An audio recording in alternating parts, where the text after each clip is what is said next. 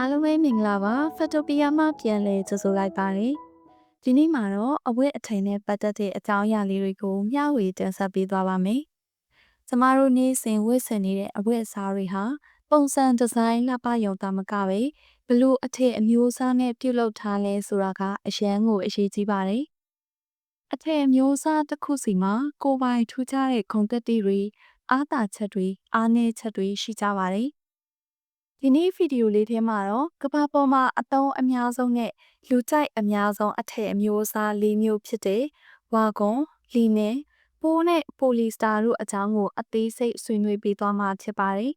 ။ပထမဆုံးအနေနဲ့ကမ္ဘာပေါ်မှာအသုံးအများဆုံးနဲ့လူကြိုက်အများဆုံးအထည်ဖြစ်တဲ့ကော့တွန်လို့ခေါ်တဲ့ဝါကွန်အကြောင်းကိုပြောပြချင်ပါတယ်။ကော့တွန်ကိုဝါကွန်ပင်ကနေရရှိပြီးတဘာဝအတိုင်းထုတ်လုပ်ထားတဲ့အမြင့်တစ်မျိုးဖြစ်ပါတယ်။ကော်တွန်ရဲ့အားသာချက်တွေကတော့လေဝင်လေထွက်အလွန်ကောင်းမွန်တာကြောင့်ပူအိုက်တဲ့ရာသီတွေမှာဝတ်ဆင်ဖို့အသင့်တော်ဆုံးပါပဲ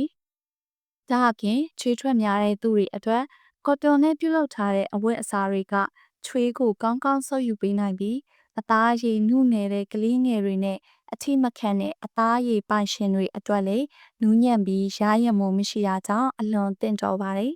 ။ကော်တွန်နဲ့ပြုလုပ်ထားတဲ့အဝတ်အစားတွေဟာတာရှည်ခံပြီးဆက်နဲ့လျှော်ဖို့ရလဲလွယ်ကူပါတယ်။ဒါပေမဲ့ကော်တွန်မှာအားနည်းချက်တွေလည်းရှိပါတယ်။ကော်တွန်နဲ့ပြုလုပ်ထားတဲ့အထည်တွေဟာအလွယ်တကူတွန့်ချေတတ်တာကြောင့်မိပူတိုက်ဖို့လိုအပ်တယ်လို့ရေဆိုသွားတဲ့အခါခြောက်သွေးဖို့အချိန်ကြာမြင့်တတ်ပါတယ်။ပထမဆုံးအချိန်လျှော်တဲ့အခါဒါမှမဟုတ်ရေနွေးနဲ့လျှော်တဲ့အခါအနည်းငယ်ကျုံသွားတတ်တာကိုလည်းတတိထားရပါမယ်။ကော်တွန်ကိုနေ့စဉ်ဝတ်ဆင်တဲ့တီရှပ်တွေ၊ဂျင်းမောင်းမီတွေ၊အတွင်းခံတွေ၊အိပ်ယာခင်းတွေနဲ့ကလေးအဝတ်အစားတွေမှာအများဆုံးအသုံးပြုကြပါတယ်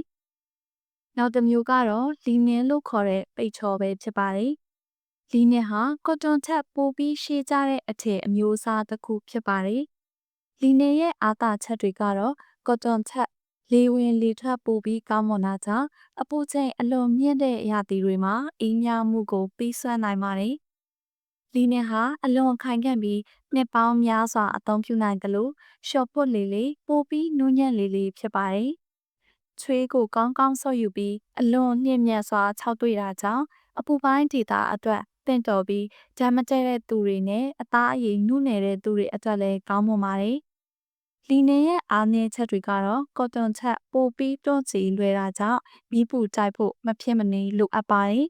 ။ထုတ်လုပ်မှုရှုပ်ထွေးတာကြောင့်ကော်တွန်ချက်ဈေးပိုကြီးပြီးအသစ်ဝယ်စားမှာအနည်းငယ်ကြမ်းတမ်းတတ်ပေမဲ့ရှော့ဖွတ်လေလေနူးညံ့လာလေလေဖြစ်ပါတယ်။လီနင်ကိုပေါ့ပေါ့ပါပါရှက်အင်ဂျီတွေ၊နွေရာသီဝတ်စုံတွေ၊စပွဲခင်းတွေနဲ့ညနေသုံးဘဝတွေမှာအသုံးပြုကြပါတယ်။အခုနောက်ထပ်အထည်တစ်မျိုးကတော့စိန်ကြကြတောက်ပါတဲ့ silk ပိုးထည်ပဲဖြစ်ပါတယ်။ silk ကိုပိုးကောင်လေးတွေရဲ့ပိုးအိမ်ကနေထုတ်လုပ်ထားတာဖြစ်ပါတယ်။ silk ရဲ့အားသာချက်တွေကတော့အသားအရည်နဲ့ထိတွေ့လိုက်ရင်အလွန်နူးညံ့ချောမွေ့တဲ့ခံစားမှုကိုပေးစွမ်းနိုင်ပြီးတဘာဝအတိုင်းတောက်ပတဲ့အလင်းပြတ်မှုရှိတာကြောင့်စိန်ခံပစ္စည်းတစ်ခုအဖြစ်သတ်မှတ်ခံထားရပါတယ်။ silk မှာနွေရာသီမှာအေးမြစေပြီးဆောင်းရာသီမှာနှွေးထွေးမှုကိုပေးစွမ်းနိုင်တဲ့ထူးခြားတဲ့အပူချိန်ထိန်းညှိနိုင်တဲ့ဂုဏ်သက်တည်ရှိပါတယ်။ဓာတ်မတည့်တတ်သူတွေနဲ့အသားရည်နုနယ်တဲ့သူတွေအတွက်လည်းကောင်းမွန်ပါတယ်။စိတ်ရဲ့အားနည်းချက်တွေကတော့ထုတ်လုပ်မှုကုန်ကျစရိတ်မြင့်မားတာကြောင့်အထည်အမျိုးအစားတွေထဲမှာဈေးအကြီးဆုံးဖြစ်ပါတယ်။ရန်နဲ့လျှော်ဖွတ်တာဒါမှမဟုတ်အထောက်လျှော်တာမျိုးလုပ်ဖို့လိုအပ်ပြီးနေအောင်ချီဓာတ်ရိုက်ထိတွေ့မှုကိုရှောင်ရပါမယ်။ဒါအပြင်ခြုံထက်တဲ့အရာဝတ္ထုတွေနဲ့ထိတွေ့မိရင်လွယ်ကူကူပျက်စီးနိုင်ပါတယ်။စစ်ကိုညာအိတ်ဝတ်စုံတွေစိန်ခံအဝတ်အစားတွေလေပတ်ပဝါတွေနဲ့အိယာခင်းတွေမှာအများဆုံးအသုံးပြုကြပါတယ်။နောက်ဆုံးအနေနဲ့ကျမတို့လူသိများတဲ့ပိုလီစတာအကြောင်းဆွေးနွေးပါမယ်။ပိုလီစတာဟာရေနံကနေထုတ်လုပ်ထားတဲ့ဓာတုပေဒနည်းနဲ့ဖန်တီးထားတဲ့အမြင့်တစ်မျိုးဖြစ်ပါတယ်။ပိုလီစတာရဲ့အားသာချက်တွေကတော့အလွန်တာရှည်ခံပြီးပျက်စီးရွှေ့မှုထံကိုကောင်းကောင်းခံနိုင်ပါတယ်။မိဖို့တိုက်ဖို့တိတ်ပြီးမလိုအပ်ပေမဲ့အလွယ်တကူတွန့်ချေခြင်းလည်းမရှိပါဘူး။ရေကိုတိတ်နှဆုပ်ယူတာကြောင့်အလွန်ညင်မြတ်စွာခြောက်သွေ့ပြီးမိုးရေခံအဝတ်အစားတွေအတွက်သင့်တော်ပါတယ် ဆောက်လုပ်မှုကုန်ကျစရိတ်နဲ့ပါတာကြောင့်ဈေးနှုန်းချိုသာပြီးအလွယ်တကူဝယ်ယူရရှိနိုင်တဲ့အပြင်အလွယ်တကူအယောင်မချုပ်ပဲအယောင်ဆွဲမြဲမှုလည်းကောင်းပါတယ်။ပိုလီစတာရဲ့အားနည်းချက်တွေကတော့သဘာဝအမြင်တွေလိုလေဝင်လေထွက်မကောင်းတာကြောင့်ပူအိုက်တဲ့ရာသီတွေမှာချွေးအောင်ပြီးပူအိုက်စေနိုင်ပါတယ်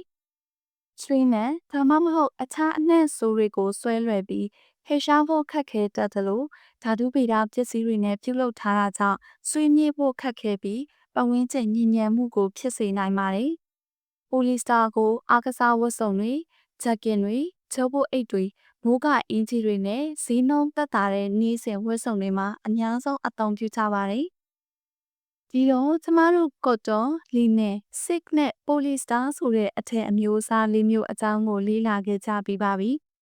အထည်တိုင်းမှာသူ့ရဲ့ကိုယ်ပိုင်အားသာချက်အားနည်းချက်တွေရှိကြပြီးဘယ်အထည်ကအကောင်းဆုံးလဲဆိုတာမရှိပါဘူး။ကိုယ့်ရဲ့လိုအပ်ချက်၊ရာသီဥတု၊ဘတ်ဂျက်နဲ့ကိုယ်ကြိုက်နှစ်သက်တဲ့အပေါ်မှာမူတည်ပြီးအသင့်တော်ဆုံးကိုရွေးချယ်နိုင်ပါတယ်။ဒီဗီဒီယိုလေးကသင်အတွက်အထည်အကြောင်းဗဟုသုတအသစ်တွေရရှိစေမယ်လို့မျှော်လင့်ပါတယ်။အားလုံးပဲပျော်ရွှင်ချမ်းမြေ့ကြပါစေ။